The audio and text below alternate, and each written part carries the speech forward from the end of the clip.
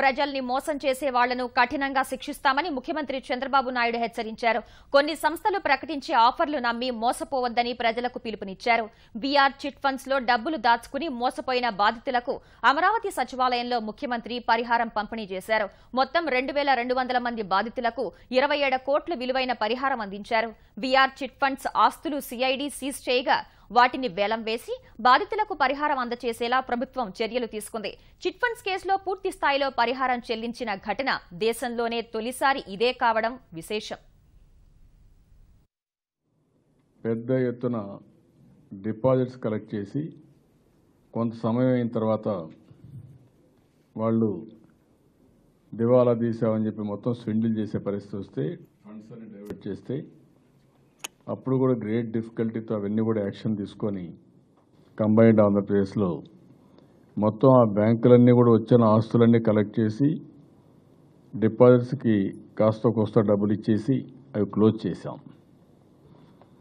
మళ్ళీ ఈ మధ్యకాలంలో మీరు చూస్తే 1-2 కాదు, పెద్ద ఎత్తున లక్షల మంది అగ్రి గోల్డ్, అక్షయ గోల్డ్, అభయ గోల్డ్, బొమ్మరిల్లు ఇలాంటివి ఎన్మార్ట్ ఇలాంటి కంపెనీలన్నీ ఒక్కొక్కటి రావడం,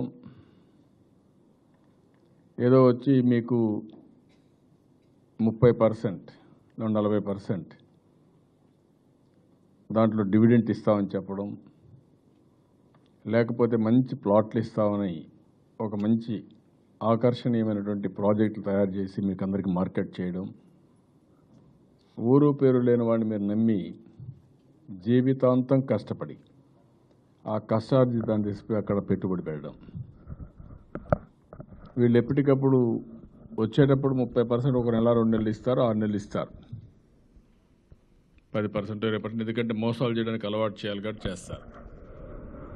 అది అయిన తర్వాత ఎందుకంటే ఎవడైనా కష్టపడి సంపాదిస్తే 5% 10% లాభాలు వస్తాయి, బాగా కష్టపడి నీతి నిజాయితీ చేస్తే.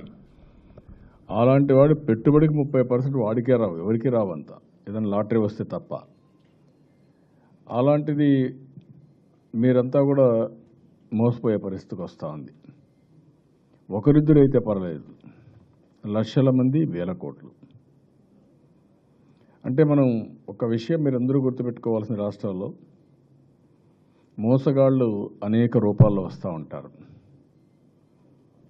వచ్చినప్పుడు మీరు కూడా ఆశకు పోకుండా చాలామంది ఏం చేస్తారంటే మీకు కష్టార్జితం, మీరేమనుకుంటారంటే ఏదో ఇస్తారని చెప్పి ఆశపడతారు.